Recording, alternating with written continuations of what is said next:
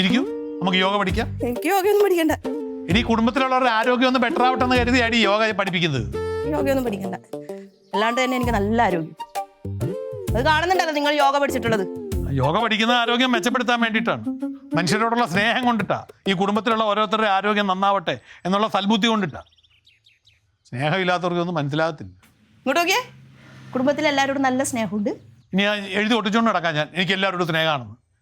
എന്നാൽ പിന്നെ നിങ്ങളുണ്ടല്ലോ, എൻ്റെയും നിങ്ങളതും പിള്ളേരതും ഒരു ഫോട്ടോ എടുത്തിട്ട് ഫാമിലി ഫോട്ടോ എടുത്തിട്ട് കാണിച്ചു തരുമോ? സ്നേഹം ഫാമിലി ഫോട്ടോയിലാണോ ഇരിക്കുന്നത്? ആ കാഴ്ചക്കാർക്ക് സ്നേഹം ഫാമിലി ഫോട്ടോയിൽ തന്നെയാണ് ഇരിക്കുന്നത്. നിന്റെ അച്ഛൻ കാലം കലാധരനായിരിക്കും ഗ്രൂപ്പ് ഫോട്ടോയിൽ സ്നേഹം ഉണ്ടാകുന്നത്. എന്റെയൊക്കെ സ്നേഹം മനസ്സിലാ. നിങ്ങൾ എന്തിനാ എന്റെ പറഞ്ഞു എന്റെ അച്ഛനെ പറഞ്ഞോണ്ടിരിക്കുന്നത്? നിങ്ങൾ അമ്മ തന്നെയാ പറഞ്ഞത് ഫാമിലി ഫോട്ടോ എടുത്ത് കാണിക്കാൻ വേണ്ടിട്ട്. എന്റെ അമ്മയാ? ആ നിങ്ങളെ അമ്മ തന്നെയാ, പോയിട്ട് ചോദിക്കും. അമ്മ എന്തിനാണ് ഗ്രൂപ്പ് ഫോട്ടോ എടുക്കാൻ പറയുന്നത്? എനിക്ക് എങ്ങനെയാ അറിയുന്നത്? പോയിട്ട് ചോദിക്കും.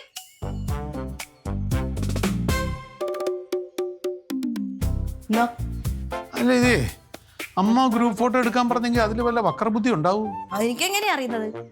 നീ പോയൊന്ന് സോപ്പിട്ട് ചോദിച്ചു. എനിക്ക് ചോദിക്കേണ്ട ആവശ്യമില്ല. എടി ഒന്ന് സോപ്പിട്ട് തണുപ്പിച്ച്. ഞാൻ ചെയ്യില്ല. ഈ സ്ഥലമൊന്നും നമ്മുടെ പേര് എഴുതി തന്നിട്ടില്ല എന്നുള്ളത് നിനക്ക് ഓർമ്മയുണ്ടല്ലോ. ഈ ഗ്രൂപ്പ് ഫോട്ടോ എടുത്തിട്ട് വല്ലതും മാനിപ്പുലേറ്റ് ചെയ്യാനാണെങ്കിൽ എനിക്കൊരു പിടിയില്ല കേട്ടോ. ഫോട്ടോ എടുത്തിട്ടാണ് സ്ഥലം എഴുതി തരുത്, ഗ്രൂപ്പ് ഫോട്ടോ എടുത്തിട്ട്.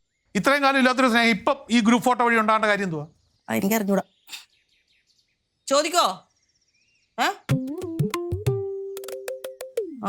ഫോട്ടോ എടുക്കണം. നീ ഒന്ന് ചോദിച്ചു. ഞാൻ ചോദിക്കത്തില്ല.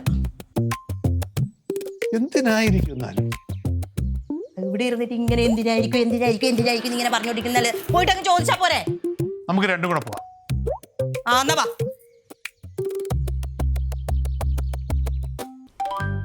വില ഇത്തിരി കൂടുതലായാലെന്താ? എന്റെ ഈ മുഖത്ത് ഒന്നുകൂടെ തിളങ്ങിയാ മതി ഇതൊക്കെ തേച്ച്.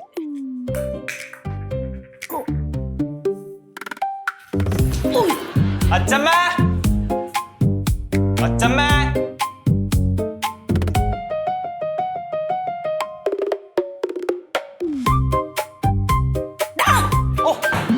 പേടിച്ചു പോയത് എന്തോ അവിടെ കയറി പാതിരിക്കുന്നേ.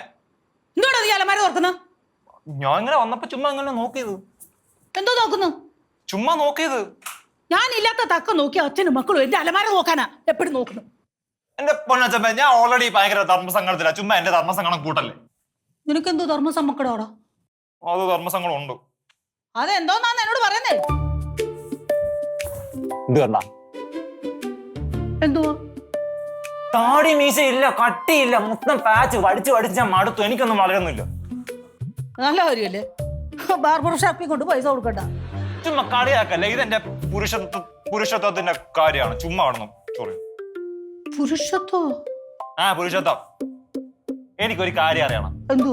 ഇത് ഇവിടുത്തെ പാരമ്പര്യമാണോ അതോ വേറെ എന്തെങ്കിലും കുഴപ്പമാണോ? എടാ ഇവിടെ എന്തോടാ പാരമ്പര്യ കുറവ്? നിന്റെ അമ്മയുടെ വീട്ടിലായിരിക്കും താടി മീശ ഇല്ലാത്തതൊക്കെ. പിന്നെ അമ്മയുടെ വീട്ടിൽ കുഴപ്പമൊന്നുമില്ല. അവിടെ അപ്പൂപ്പനും മാമാർക്കും ഒക്കെ നല്ല കട്ടി താടിയുണ്ട്. ഇവിടെ അച്ഛനാണ് താടി മീശ ഒന്നും ഇല്ലാത്ത. നീ നിന്റെ അച്ഛന്റെ ഫോട്ടോ എടുത്തു നോക്ക്. ഇവിടുത്തെ പാരമ്പര്യം അപ്പം അറിയാം. അച്ഛനുണ്ട്, പക്ഷെ എന്റെ അച്ഛൻ ഇല്ല.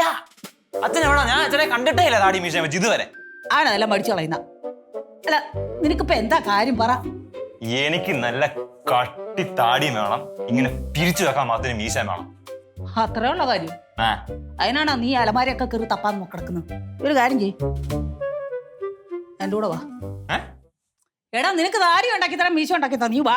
ഉണ്ടാക്കി തരാനാ? എനിക്ക് ഒറിജിനലാ വേണ്ട. ഉണ്ടാക്കി തരാന്നൊക്കെ പറയുന്നത് പിന്നെ കളയാക്കുക.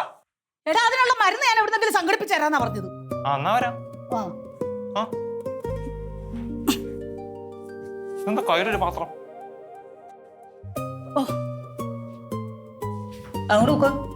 അങ്ങോട്ട് പോന്നെ. ഒന്നിച്ച് പോകാനല്ലോ. നീ പോടാ അങ്ങോട്ട്. എടാ നീ പോ.